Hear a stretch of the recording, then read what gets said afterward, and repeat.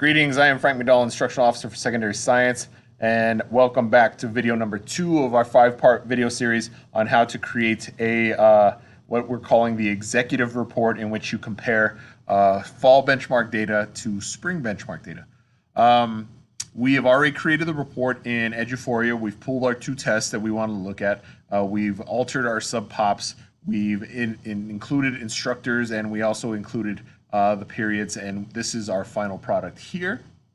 And now it's time to move on to Excel. So what I want to do is I want to click on export here, and I want to export it to Excel. Once I do that, it'll download here, and I'll be able to open this up. But I have a report here, which I have changed the names of the students and the teachers to protect the innocent, and this is the report that we have thus far. So what I've done is I've gone through and I've kind of tried to minimize the cells. So instead of the whole approaches or passes, I've cut it down to just a few words.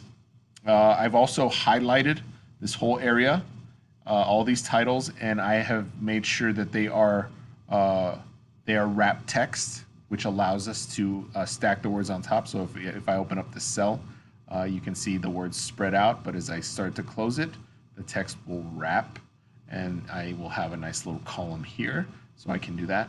I've also started to make changes as to this, so I can identify approaches for spring and approaches for our meets for spring and masters for spring, because these are my spring benchmark information here.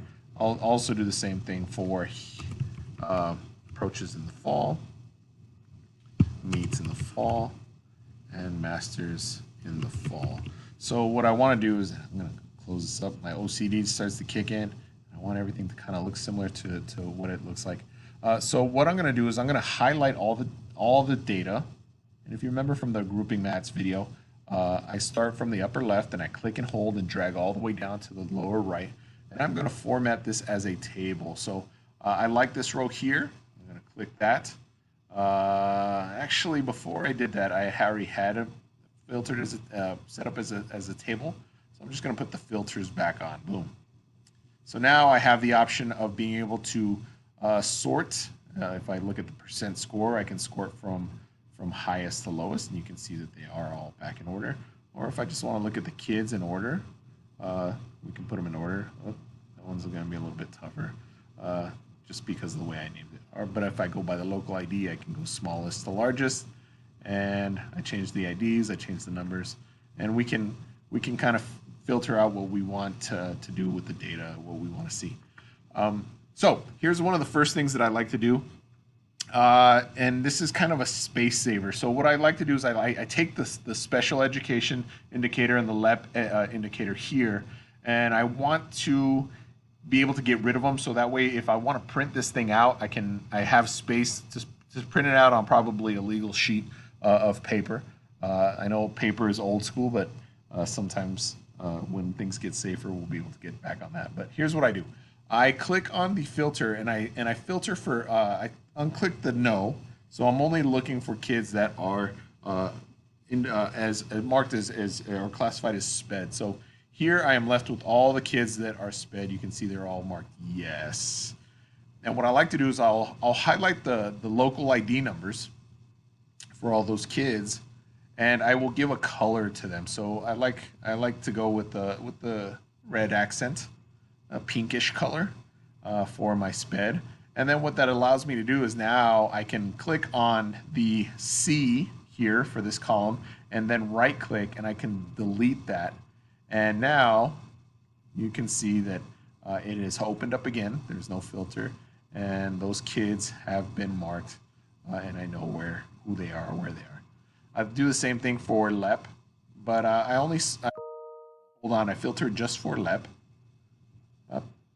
and now I have my LEP population. These are all kids that are LEP. One little feature that you can filter or you can sort by is I'll go back to the local ID and I will sort by color. And so I want to sort by the pink color that I set up, and you can see it puts them all towards the top. So now I can see these kids are not only SPED, but they are LEP as well. So what I'd like to do is I'll color code their names, and this time in a blue, kind of like the blue folder. Here you go. And then I'll finish coloring out the local ID numbers using blue as well.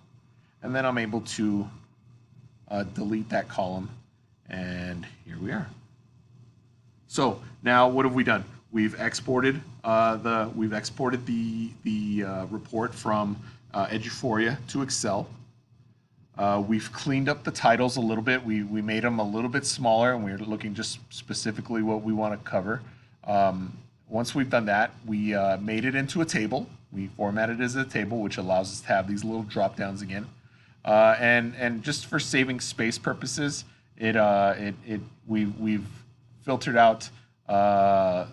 We've deleted teacher names. There was another column with teacher names with the campus name. We got rid of that stuff. So here we are.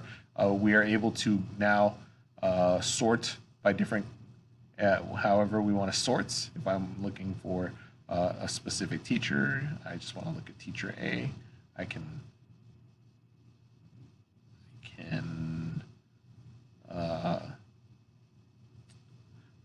right now. Let me move this out of the way.